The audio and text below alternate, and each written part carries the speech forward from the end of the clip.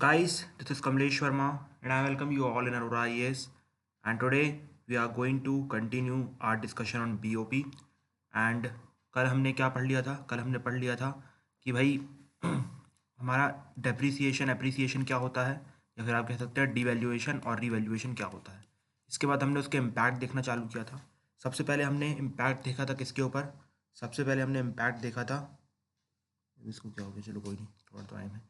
ठीक है, सबसे पहले इम्पैक्ट हमने देखा था एक्सपोर्ट के ऊपर। मैंने बताया था कि भैया जैसे ही करेंसी डिप्रिशिएट करती है या डिवैल्यूएट करती है तो ऑटोमेटिकली क्या होता है, कंट्री का जो एक्सपोर्ट है वो बढ़ जाता है। एक्सपोर्ट बढ़ जाता है, फॉरेन डायरेक्ट इन्वेस्टमेंट बढ़ जाती है।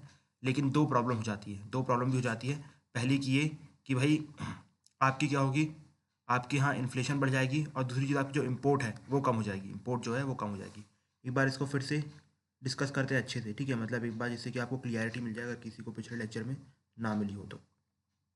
ठीक है, तो let us discuss it here self. देखो मैंने क्या होता है, एक्सपोर्ट्स कैसे बढ़ेगा। ठीक है, एक्सपोर्ट्स कैसे बढ़ाना है हमें। एक्सपोर्ट्स बढ़ाने के लिए let us take the example of China. ठीक है, let us take the example of China. हमारे सामने यूएसए है और इंडिया है। ठीक है, एक चाइनीज़ करेंसी का मतलब होता है $2। ठीक है, $2।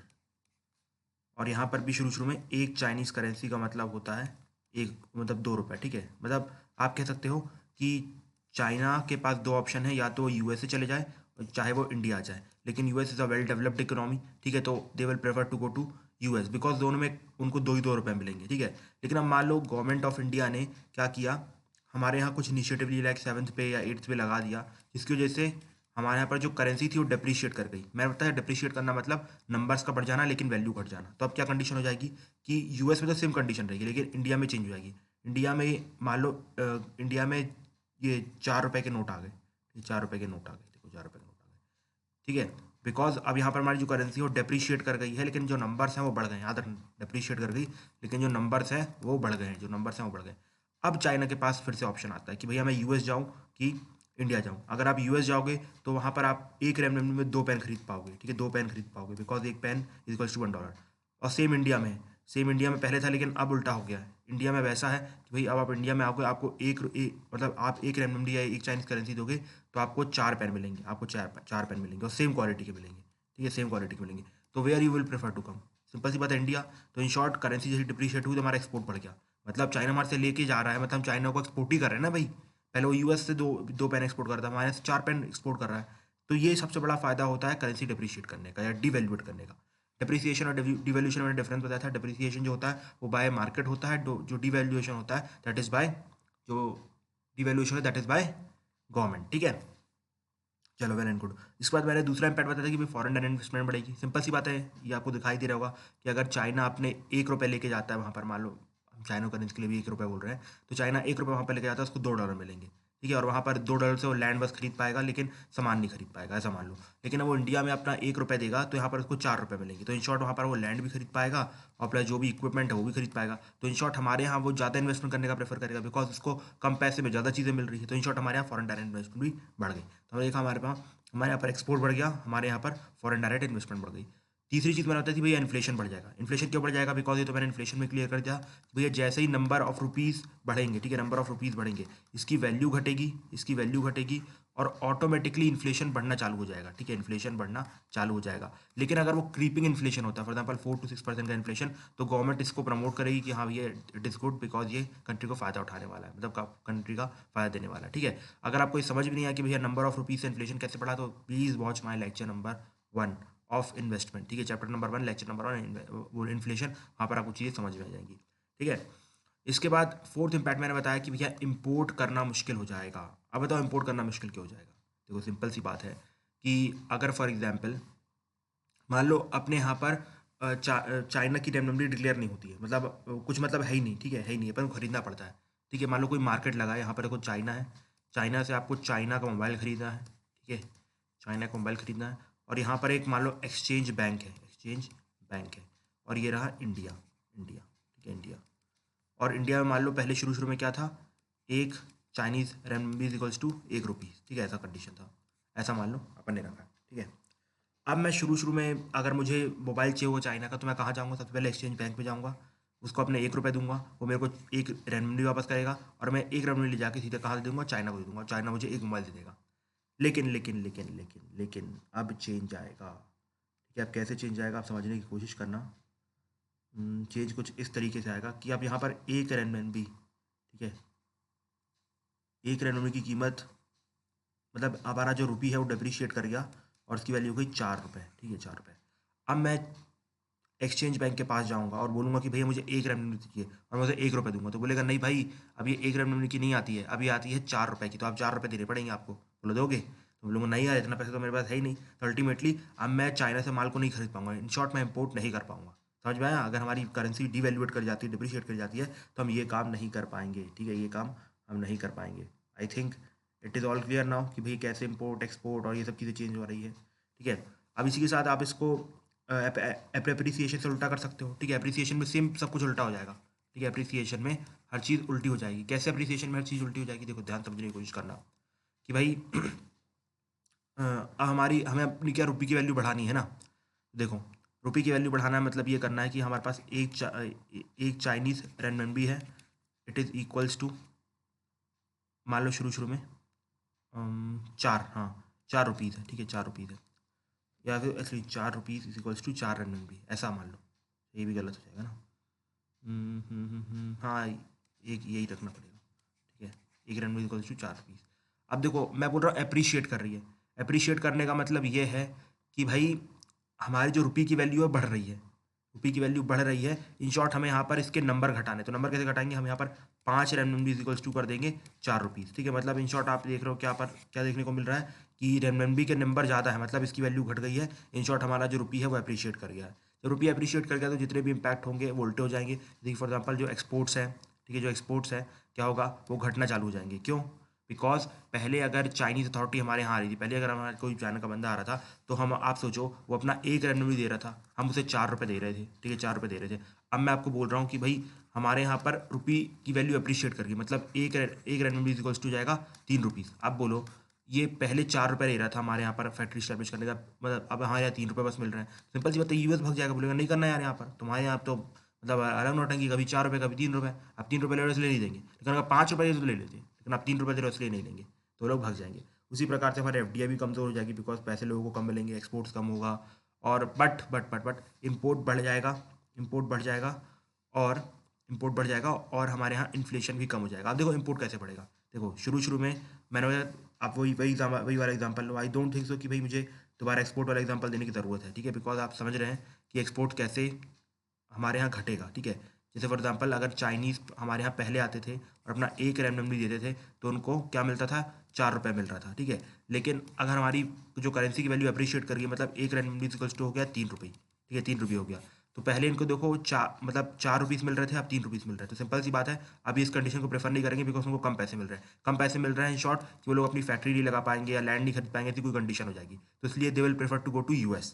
ठीक है, और वहीं दोबारा ये फॉरेन डायरेक्ट इन्वेस्टमेंट हो गया। अब पेन का भी सेम है, मतलब हमारे जो एक्सपोर्ट्स हैं, भैया पहले वो लोग 1 RMB दे रहे थे, हम उन्हें 4 पेन दे रहे थे, अब 3 पेन देंगे, तो वो हमारे यहाँ से एक्सपोर्ट भी नहीं करेंगे, बोले भैया इससे हम US से एक्सपोर्ट कर लेंगे। ठीक है, तो एक्सपोर्ट और आप कह सकते हैं जो फॉरेन डायरेक्ट इन्वेस्टमेंट है, वो दोनों पे सीवियर इम्पैक्ट पड़ेगा जैसे ही अप्रिसिएशन ऑफ द करेंसी होगा, जैसे ही अप्रिसिएशन ऑफ द करेंसी होगा। ठीक है, जैसे ही अप्रिसिएशन ऑफ द करेंसी होगा, मतलब ये जो दोनों हैं कम हो जाएंगे। लेकिन दो चीज़ों पे पॉजिटिव इम्पैक्ट पड़ेगा, एक तो है इन्फ्लेशन। ठीक है, एक तो है इन्फ्लेशन, और दूसरा है, ठीक है, एक तो है इन्फ्लेशन, और जो दूसरा है वो क्या है? दूसरा है हमारे पास इम्पोर्ट्स। अब देखो इन्फ्लेशन पे कैसे बुरा इम्पैक्ट पड़ेगा, तो ध्यान समझने की कोशिश करना कि भाई हमारे यहाँ पहले एक RMB इक्वल्स टू, मतलब फॉर एग्जाम्पल पहले हमारे यहाँ 4 नोट थे। ठीक है, 4 नोट थे। अब ऑटोमेटिकली जब RBI सकआउट कर लेगी, मान लो 2 नोट, तो हमारे यहाँ 2 नोट बचेंगे, सिर्फ 2 नोट बचेंगे डॉलर के, मतलब रुपीज़ के। तो इन शॉर्ट क्या होगा?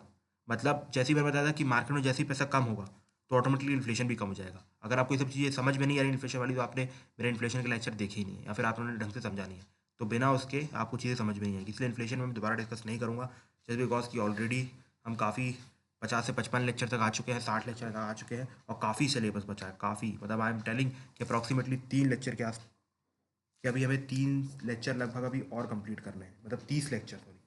ठीक है, तो आपको भी जल्दी होगी, मुझे भी जल्दी ये चीज़ों को कंप्लीट करने की, अदरवाइज प्रीलिम्स आ जाएगा। ठीक है, एक सेकंड रुकना, माइक गिर गया था,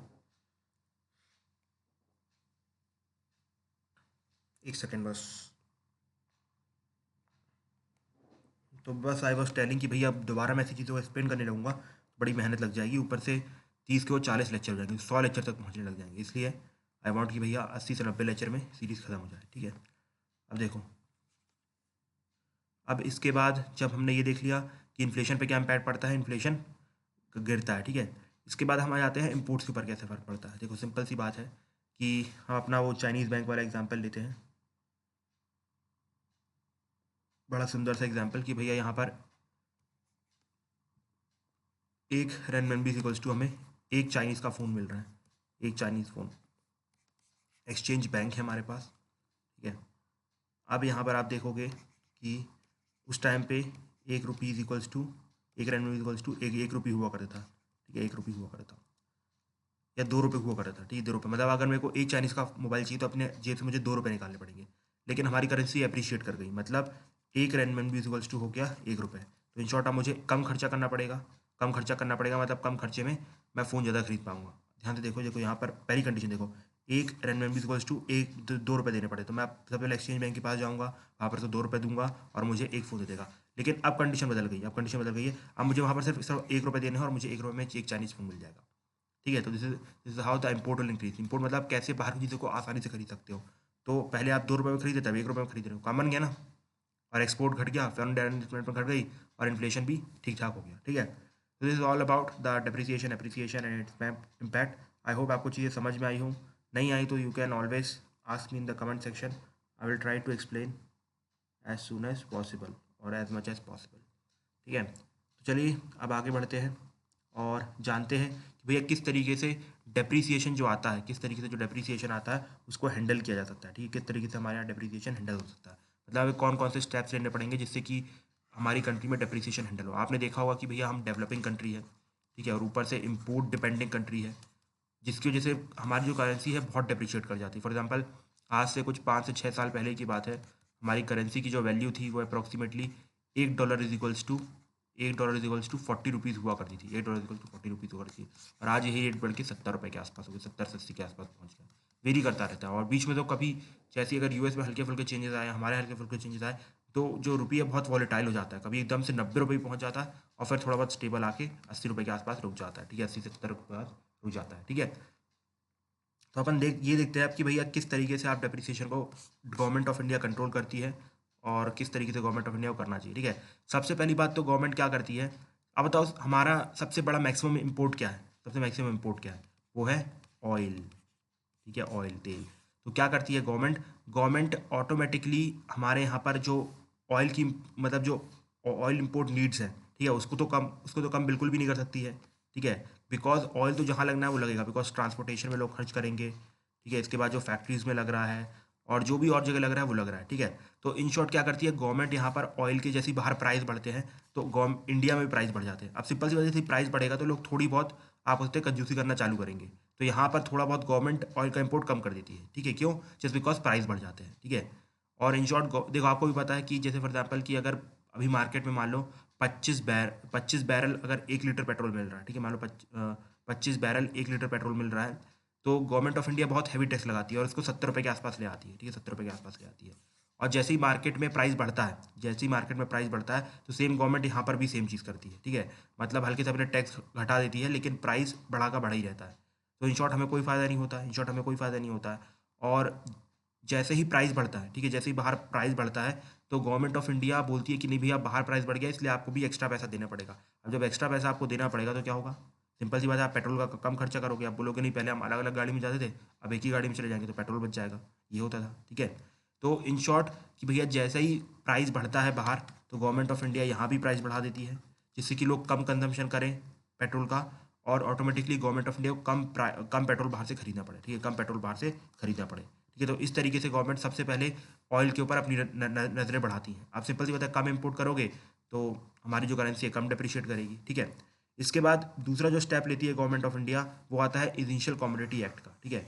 अब तो इसका शायद तक कोई खास मतलब नहीं होगा। देखो इसमें क्या रहता है कि गवर्नमेंट ऑफ इंडिया क्या करती है, जो भी चीज़ें जिसमें हम फॉरेक्स देते हैं, फॉरेक्स मतलब फॉरेन एक्सचेंज। फॉर एग्जांपल कि भैया अगर आप कोई बाहर से चीज़ खरीद रहे हो और वो लग्जरी गुड है, जैसे फॉर एग्जांपल गोल्ड, ठीक है, हम गोल्ड बाहर से काफ़ी खरीदते हैं अब जैसे ही गवर्नमेंट ऑफ इंडिया के यहाँ ये अगर ये करेंसी डिप्रिशिएट करना चालू कर देती है, तो गवर्नमेंट ऑफ इंडिया क्या करती है, जो जो भी लग्जरी गुड होते हैं उसको उसका इंपोर्ट करना बंद कर देती है, ठीक है, उसका इंपोर्ट करना बंद कर देती है। इसलिए आप देखोगे कि जैसे ही अगर हमारी करेंसी डिप्रिशिएट करती है, उसी के प्रकार उसी के साथ साथ मतलब गोल्ड का प्राइस भी बढ़ जाता है। क्यों? बिकॉज बाहर से हम गोल्ड खरीदना ही बंद कर देते हैं। फॉर एग्जाम्पल ये अभी नॉर्मल सिचुएशन है, ठीक है, ये नॉर्मल सिचुएशन है। तो अभी हम तेल भी खरीद रहे हैं, हमें कोई प्रॉब्लम नहीं है। हम luxury good for example gold भी खरीद रहे हैं, ये सब खरीद रहे हैं, ठीक है।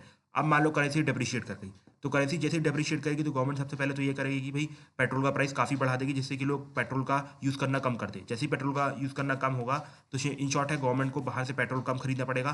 पेट्रोल कम खरीदना पड़ेगा मतलब फॉरेक्स भी कम खर्च करनी पड़ेगी। अब फॉरेक्स कम खर्च करनी पड़ेगी, इन शॉर्ट हमारी जो करेंसी है वो इतनी ज़्यादा डिप्रिशिएट नहीं करेगी। ठीक है, मैंने आपको बताया था कि depreciation is a relative concept. Depreciation जो है वो रिलेटिव कॉन्सेप्ट है। जैसे फॉर एग्जाम्पल हमारे पास मान लो $10 है, ठीक है, $10 है, और मान लो ₹1 है, ठीक है, ₹1 मतलब सेम ₹10, ठीक है, ₹10।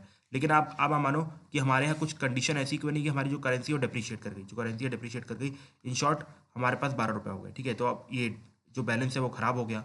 अब आप सोचो ऑलरेडी आपके पास $10 थे और ₹12, मतलब आपकी करेंसी डिप्रिशिएट कर गई है। आप पेट्रोल खरीद रहे हो, अगर आप सेम क्वांटिटी में पेट्रोल खरीदते जाओगे तो आपका जो फॉरेक्स है वो कम होता जाएगा, 9, 8, 7, 6, ऊपर से आप गोल्ड भी खरीद रहे हो तो और 5, 4, 3, मतलब बहुत तेजी से पैसा खत्म होगा। इन शॉर्ट आप देखो कि $4 इक्वल्स टू ₹12 हो गए, मतलब कितनी ज़्यादा आपकी 3 गुना आपकी जो करेंसी है गिर गई है, 3 गुना आपकी करेंसी डिप्रिशिएट कर गई है। तो गवर्नमेंट ऐसा नहीं चाहेगी ना, इसलिए गवर्नमेंट क्या करेगी, पेट्रोल के प्राइस बहुत ज़्यादा बढ़ा देगी, ताकि लोग पेट्रोल कंजम्पशन बंद कर दे, लग्जरी गुड लेना बंद कर दे, मतलब गोल्ड लेना बंद कर दे, जिससे कि हमारा फॉरेक्स खत्म ना हो या खराब ना हो, ठीक है, जिससे कि हमारी जो पैरिटी है वो बनी रहे। तो सबसे पहला स्टेप होता है गवर्नमेंट ऑफ इंडिया का ये। इसके बाद दूसरा ये है कि चलो भैया अब सिंपल सी बात है, लेकिन कितना पेट्रोल कम करोगे यार, लोग तो फिर भी खरीदेंगे, महंगा कर तो फिर भी लोग खरीदेंगे, इंडस्ट्री वाले खरीदेंगे, लोगों को जिनको आना जाना है वो भी खरीदेंगे, ठीक है। तो आप इसको ज़्यादा टाइम तक तो नहीं हो पाओगे। साथ ही साथ लोगों को शादी करना है, ये करना है, गोल्ड खरीदने का अपना मज़ा है, तो वो सब भी खरीदेंगे, भले आप कुछ भी कर लो। तो इन शॉर्ट इस चीज़ को तो आप नहीं रोक पाओगे, मतलब इस साइड से नहीं रोक पाओगे, ठीक है। तो आप यहाँ पर क्या कर सकते हो कि भैया हम फॉरेक्स क्यों ना एक्स्ट्रा बढ़ा लें, फॉरेक्स क्यों ना बढ़ा लें। तो गवर्नमेंट यहाँ पर क्या करती है, एक्सपोर्ट रिलेटेड मेजर लेना चालू कर देती है, मतलब जैसे बहुत सारी सब्सिडीज़ देना चालू कर देगी, मतलब एक्सपोर्ट सब्सिडी देना चालू कर देगी। जो भी इंपोर्ट है ना, लगभग इंपोर्ट को तो बहुत ज़्यादा कम कर देगी कि भाई हम ये इंपोर्ट नहीं करेंगे, इंपोर्ट नहीं करेंगे, इंपोर्ट नहीं करेंगे, इन शॉर्ट सिर्फ हम एक्सपोर्ट करेंगे, इस टाइप के गवर्नमेंट मेजर लेना चालू कर देती है, ठीक है। और साथ ही साथ और पैसा लाने के लिए गवर्नमेंट क्या बोलती है, एनआरआई लोगों के पास फॉरेक्स होता है, ठीक है, उनके पास बाहरी करेंसी का पैसा होता है, तो उनको बोलती है भैया अगर आप हमारे यहाँ इंडिया में अकाउंट में पैसा रखोगे और अगर बाहर आपको 5% मिल रहा है, वी विल ऑफर यू 10%। तो इन शॉर्ट हमारे यहाँ पर फॉरेक्स अभी के लिए तो बढ़ जाएगा, बाद में जाएगा, लेकिन अभी के लिए बढ़ जाएगा। और उसके बाद हमने कुछ इंटरनेशनल कॉपरेशन करके रखे रहते हैं बहुत सारी कंट्रीज़ के साथ, फॉर एग्जाम्पल जापान के साथ है, और शुरू शुरू में यूएसआर के साथ था कि भाई अगर हमारी करेंसी डिप्रिशिएट करेगी या कुछ भी होगा तो आप हमारी हेल्प के लिए आओगे, अपने रुपीज़ दोगे, हमारे रुपीज़ खरीदोगे, मतलब इस तरह के बहुत सारे कॉन्ट्रैक्ट होते हैं, वो सब आप फ्यूचर में करंट अफेयर्स में बहुत ज़्यादा पढ़ने वाले हैं, ठीक है। तो कुछ इस तरीके से हमारे यहाँ पर डिप्रिसिएशन को हैंडल किया जाता है। फिर से समझने की कोशिश करो कैसे डिप्रिसिएशन को हैंडल करते हैं। देखो आप समझने की कोशिश करो कि भैया हमारे पास पैरिटी थी $10, ₹10, ठीक है, $10 इक्वल्स टू ₹10। अब जैसे ही, ठीक है, अब जैसे ही हमारे करेंसी डिप्रिशिएट की, मतलब कुछ इवेंट हो गया और डिप्रिसिएशन चालू हो गया और $10 की वैल्यू हो गई ₹12, ठीक है, $10 की वैल्यू हो गई ₹12। अब जैसे ही ये कंडीशन बनती है, ठीक है, अब जैसे ही ये कंडीशन बनती है $10 इक्वल्स टू ₹12, तो आपको यहाँ पर क्या देखने को मिलेगा, गवर्नमेंट ऑफ इंडिया को एक तो यहाँ पर अपना जो फॉरेक्स $10 बचा है उसको काफ़ी प्रोडक्टिव जगह खर्च करना है, तो गवर्नमेंट क्या करती है, जो पेट्रोल है उसका प्राइस बहुत बढ़ा देती है, लोग खरीदे ना। इसके बाद जो एशियन कम्युनिटी एक्ट के अंदर जितनी भी इंपोर्ट की लग्जरी आइटम रहती है उन सब पे बैन लगा देती है, बिल्कुल ही कम कर देती है, फॉर एग्जाम्पल गोल्ड ये वो। लेकिन आपको पता है ये इतना पॉसिबल नहीं है, लोग फिर भी खर्चा करेंगे, फिर भी गोल्ड खरीदेंगे, तो अल्टीमेटली ये जो पैसा है बहुत जल्दी खत्म होना चालू हो जाएगा, मतलब 10 की जगह बहुत जल्दी 5 हो जाएगा। तो इन शॉर्ट हमें यहाँ पर पैसा पंप करना पड़ेगा जिससे कि ये जो नंबर है वो बढ़ा रहे हैं। तो इन शॉर्ट हम क्या करते हैं, एनआरआई के डिपॉजिट है उनको बढ़वा सकते हैं, जैसे कि फॉर एग्जाम्पल दोबारा 5 से 12 हो जाएगा और बैलेंस उतर जाएगा। या फिर दूसरी चीज़ क्या कर सकते हैं हम, दूसरी चीज़ हम अपने एक्सपोर्ट बहुत ज़्यादा बढ़ा सकते हैं। एक्सपोर्ट बढ़ा देंगे तो और अच्छी बात रहेगी कि भैया फॉरेक्स बहुत जाता है, और इम्पोर्ट कम से कम करेंगे। और इसके बाद इंटरनेशनल कॉपरेशन, फॉर एग्जाम्पल जैसे जापान के साथ एग्रीमेंट है, यूएसआर के साथ एग्रीमेंट था, तो उसके दौरान हम क्या करते हैं कि अपने रुपी एक्सचेंज कर सकते हैं उनकी हार्ड करेंसी के मुकाबले में, ठीक है। So this is all about the discussion. I hope आपको चीज़ें समझ में आए हूँ। And it took around 2 lectures to complete, ठीक है, बहुत ही बड़ा लेक्चर था, बट आई होप कि I have made it some everything clear, ठीक है। और कल से हम चालू करेंगे current account deficit, twin account deficit and convertibility of rupee forex, मतलब छोटे टॉपिक बचे हैं। I think it will take around 3 lectures to complete. इसके बाद बीओपी कंप्लीट हो जाएगा, अप्रॉक्सीमेटली 2 लेक्चर लगेंगे फॉरेन इंस्टीट्यूशनल इन्वेस्टमेंट में।